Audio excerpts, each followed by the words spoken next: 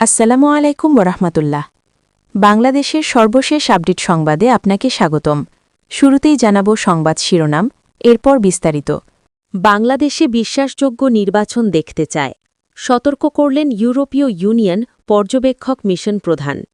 আদি হত্যার বিচার দাবিতে আন্দোলনকারীদের সঙ্গে পুলিশের সংঘর্ষ সম্পূর্ণ অগ্রহণযোগ্য, বললেন জামায়াত ইসলামী। এদেশে শাসক পরিবর্তন হয়েছে, কিন্তু শোষণের ধরন পরিবর্তন হয়নি, বললেন আল্লামা মামুনুল হক। নতুন বাংলাদেশে নতুন জালিমদের আবির্ভাব দেখতে চায় না মানুষ, বললেন নাহিদ ইসলাম। প্রিয় দর্শক, এতক্ষণ শুনছিলেন সংবাদ শিরোনাম, এখন শুনবেন বিস্তারিত। তবে তার আগে আপনাদের কাছে একটি ছোট্ট রিকোয়েস্ট থাকবে। নিয়মিত বিশ্বের সকল আপডেট সংবাদ সবার আগে এই চ্যানেল থেকে পেতে চ্যানেলটি সাবস্ক্রাইব করুন। বিশ্বাসযোগ্য নির্বাচন দেখতে চায় ইউরোপীয় ইউনিয়ন পর্যবেক্ষক মিশন প্রধান। ইউরোপীয় ইউনিয়নের ইইউ নির্বাচন পর্যবেক্ষণ মিশনের ইওএমের প্রধান পর্যবেক্ষক ইভার্স আইজ্যাপস বলেছেন, বাংলাদেশে একটি সুষ্ঠু, অবাধ ও শান্তিপূর্ণ নির্বাচন দেখতে চায় ইউরোপীয় ইউনিয়ন। শুক্রবার বিকেলে সিলেট প্রেস ক্লাবে সাংবাদিকদের সঙ্গে মতবিনিময়কালে তিনি এই মন্তব্য করেন। প্রেসক্লাবের আমিনুর রশিদ চৌধুরী মিলনায়তনে এই সভায় উপস্থিত ছিলেন সিলেট প্রেসক্লাব সভাপতি মুক্তাবিস উন নূর ও ইইউ নির্বাচন পর্যবেক্ষণ দলের প্রেস অফিসার এভারহার্ড লিউই। সভা সঞ্চালনা করেন সিলেট প্রেসক্লাবের সাধারণ সম্পাদক মোহাম্মদ সিরাজুল ইসলাম। মিশন প্রধান আরও বলেন, বাংলাদেশের সঙ্গে ইইউ এর সম্পর্ক পুরনো ও দীর্ঘদিনের। আমরা সবসময় বাংলাদেশকে একটি গতিশীল রাষ্ট্র হিসেবে দেখতে চাই। আমরা আশা করি অবাধ, বিশ্বাসযোগ্য ও শান্তিপূর্ণ নির্বাচন আয়োজনের মাধ্যমে বাংলাদেশে একটি নতুন পার্লামেন্ট গঠিত হবে এবং একটি গতিশীল রাষ্ট্র হিসেবে দেশটি আবির্ভূত হবে। সাংবাদিকদের প্রশ্নের জবাবে ইভার্স আইজ্যাপস বলেছেন, ঐতিহাসিক এই নির্বাচন ব্যালট বাক্সের মাধ্যমে গণতান্ত্রিক প্রতিষ্ঠানগুলিকে শক্তিশালী করতে অত্যন্ত গুরুত্বপূর্ণ। তাই নির্বাচন শান্তিপূর্ণ, বিশ্বাসযোগ্য ও স্বচ্ছভাবে আয়োজন করা জরুরি। স্বাধীনতা, নিরপেক্ষতা এবং হস্তক্ষেপহীনতা এই তিনটি কারিগরি মূল্যায়ন নীতির ওপর ভিত্তি করে তাদের কার্যক্রম পরিচালিত হচ্ছে জানিয়ে আইজ্যাপস বলেন, আমরা নির্বাচন প্রক্রিয়া পর্যবেক্ষণ করব, কিন্তু ফলাফল প্রত্যয়ন করব না। এই নির্বাচন কেবল বাংলাদেশের জনগণের। বাংলাদেশ একটি অংশগ্রহণমূলক, বিশ্বাসযোগ্য ও সুষ্ঠু নির্বাচন আয়োজন করতে সক্ষম বলে ইইউ মনে করে। তিনি জানান, ভোটের 2 দিন পর 14 ফেব্রুয়ারি ইইউইওএম ঢাকায় একটি প্রাথমিক পর্যবেক্ষণ প্রকাশ করবে এবং সংবাদ সম্মেলন করবে। ভবিষ্যৎ নির্বাচনের জন্য সুপারিশ তুলে ধরে একটি পূর্ণাঙ্গ, চূড়ান্ত প্রতিবেদন প্রায় 2 মাস পর প্রকাশিত হবে এবং কর্তৃপক্ষের কাছে উপস্থাপন করা হবে বলে জানান। ইইউ মিশন প্রধান বলেন, মিশনটির পূর্ণাঙ্গ জনবলে ইইউ এর সব সদস্য রাষ্ট্রের পাশাপাশি কানাডা, নরওয়ে এবং সুইজারল্যান্ড থেকে প্রায় 200 জন পর্যবেক্ষক যুক্ত হবেন।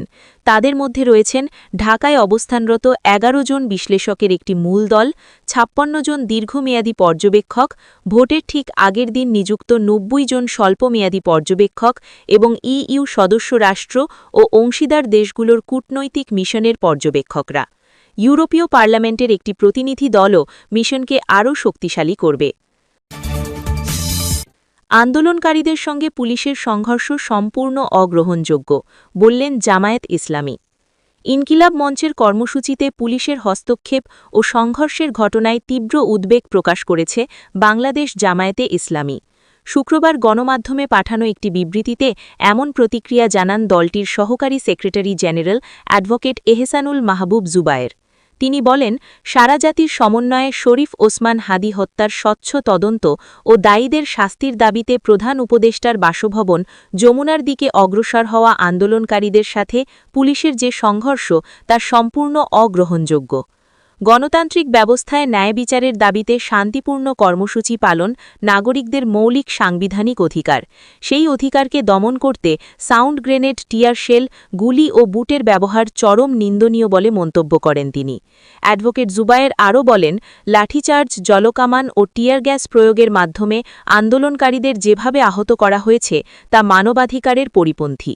বিশেষ করে ইনকিলাব মঞ্চের সদস্য সচিব আবদুল্লাহ আল জাবের গুলিবিদ্ধ হওয়া এবং একাধিক নেতাকর্মীর গুরুতর আহত হওয়ার ঘটনা গভীর উৎকণ্ঠার জন্ম দিয়েছে।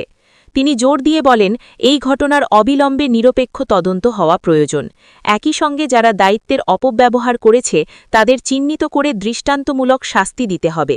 আহতদের দ্রুত ও যথাযথ চিকিৎসা নিশ্চিত করাও সরকারের দায়িত্ব বলে উল্লেখ করেন তিনি। জামায়াতের এই নেতা বলেন, দলটি সবসময় জুলুম, অবিচার ও দমননীতির বিরুদ্ধে অবস্থান নিয়েছে এবং ভবিষ্যতেও ন্যায়ভিত্তিক আন্দোলনের পাশে থাকবে। রাষ্ট্রকে শক্তি প্রয়োগের পথ পরিহার করে জনগণের যৌক্তিক দাবি শোনার পরিবেশ তৈরি করার আহ্বান জানান তিনি। শাসক পরিবর্তন হয়েছে, কিন্তু শোষণের ধরন পরিবর্তন হয়নি, বললেন আল্লামা মামুনুল হক। বাংলাদেশ খেলাফত মাজলিসের আমির মাওলানা মামুনুল হক বলেছেন, দেশে শাসক পরিবর্তন হয়েছে, কিন্তু শোষণের ধরন পরিবর্তন হয়নি। বৃহস্পতিবার সন্ধ্যায় কিশোরগঞ্জ শহরের আজিম উদ্দিন উচ্চ বিদ্যালয় মাঠে বাংলাদেশ খেলাফত মাজলিসের নির্বাচনী জনসভায় প্রধান অতিথির বক্তব্যে তিনি একথা বলেন। মামুনুল হক বলেন, দেশের অতীতের শাসকরা দেশের সম্পদ লুটপাট করে বিদেশে পাচার করেছে। আমরা এই লুটপাট ও শোষণের বিরুদ্ধে লড়াই করছি, তাই আগামী নির্বাচনে 11 দলের প্রতীকে ভোট চাই। তিনি বলেন, 24-এর বিপ্লবের মাধ্যমে পুনর্বাসিত কিছু মানুষ নতুন করে ফ্যাসিবাদ ও স্বৈরতন্ত্র ফিরিয়ে আনতে পাগল হয়ে উঠেছে। বাংলার মানুষ এসব বিষয়ে আর বিশ্বাস রাখে না। জনসভায় দুপুর থেকে বিভিন্ন এলাকার নেতাকর্মীরা মিছিল নিয়ে যোগ দেন। সভামঞ্চে মামুনুল হক কিশোরগঞ্জ ১ সদর হোসেনপুরের 11 দলের প্রার্থী বাংলাদেশ খেলাফত মাজলিসের নেতা হেদায়েতুল্লাহ হাদিকে পরিচয় করিয়ে দেন। এই সময় তিনি উপস্থিত লোকজনের কাছে সদর ও হোসেনপুরের ব্যাপক উন্নয়নের প্রতিশ্রুতি দেন। নতুন জালিমদের আবির্ভাব দেখতে চায় না মানুষ, বললেন নাহিদ ইসলাম। জাতীয় নাগরিক পার্টির এনসিপির আবাহক নাহিদ ইসলাম বলেছেন, বাংলাদেশের মানুষ পরিবর্তন চায় সংস্কার ও ইনসাফ ভিত্তিক বাংলাদেশ। 5ই আগস্টের পর তারা নতুন কোনো জালিমের আবির্ভাব দেখতে চান না। শুক্রবার সকালে সাভার পৌর এলাকার মাতৃবাগান মসজিদ সংলগ্ন মাঠে ঢাকা 19 আসনে 11 দল জোট সমর্থিত প্রার্থীর নির্বাচনী সমাবেশে তিনি এসব বলেন। এনসিপির সাভার উপজেলা আবাহক জুলকার নাইনের সভাপতিত্বে অনুষ্ঠিত সমাবেশে বক্তব্য দেন ঢাকা 19 আসনের 11 দল জোট প্রার্থী দিলশানা পারুল, জামায়াতে ইসলামীর ঢাকা জেলার আমির দেলোয়ার হোসেন, সাধারণ সম্পাদক আফজাল হোসেন, রাজনৈতিক সেক্রেটারি হাসান মাহবুব মাস্টার, সাংস্কৃতিক বিষয়ক সম্পাদক লুৎফর রহমান মোল্লা, সাভার পৌর এলাকার আমির আজিজুর রহমান, সাভার থানার আমির আব্দুল কাদের ও আশুলিয়া থানার আমির বাশির উদ্দিন সহ দলটির স্থানীয় নেতারা। নাহিদ ইসলাম বলেন, বাংলাদেশের মানুষ পরিবর্তন চায় সংস্কার ও ইনসাফ ভিত্তিক বাংলাদেশ।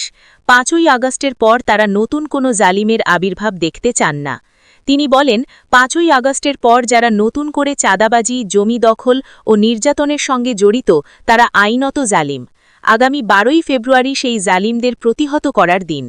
তিনি বলেন, আবার যদি ঋণখেলাফি, ভূমিদস্যু কিংবা বিদেশি নাগরিকত্বধারীরা সংসদে যান, তাহলে দেশে প্রকৃত কোনো পরিবর্তন হবে না, শুধু একটি দলের জায়গায় আরেকটি দল প্রতিস্থাপিত হবে। এজন্যই মানুষ গণ অভ্যুত্থান করেনি কিংবা জীবন ও রক্ত দেয়নি। নাহিদ ইসলাম বলেন, দুর্নীতিমুক্ত ও ইনসাফ ভিত্তিক নতুন বাংলাদেশ গড়তে 11 দল ঐক্যবদ্ধ হয়েছে। ইনসাফ ও ন্যায় বিচারের বাংলাদেশ প্রতিষ্ঠার লক্ষ্যেই তারা এবারের নির্বাচনে অংশগ্রহণ করেছেন। তিনি বলেন, এবারের নির্বাচন সরকার গঠনের নির্বাচন এবং এর জন্য 300 আসনকেই সমান গুরুত্ব দিতে হবে। এর মধ্যে ঢাকা 19 একটি গুরুত্বপূর্ণ আসন। তিনি আরও বলেন, জুলাই গণ অভ্যুত্থানের সময় সাভার ও আশেপাশের এলাকার মানুষ, বিশেষ করে জাহাঙ্গীরনগর বিশ্ববিদ্যালয় সহ বিভিন্ন শিক্ষা প্রতিষ্ঠানের শিক্ষার্থীরা ঐতিহাসিক ভূমিকা পালন করেছিলেন। সাভার ছিল ওই আন্দোলনের অন্যতম হটস্পট। নাহিদ ইসলাম বলেন, সারা দেশে 11 দল জোটের পক্ষে গণজাগরণ সৃষ্টি হয়েছে।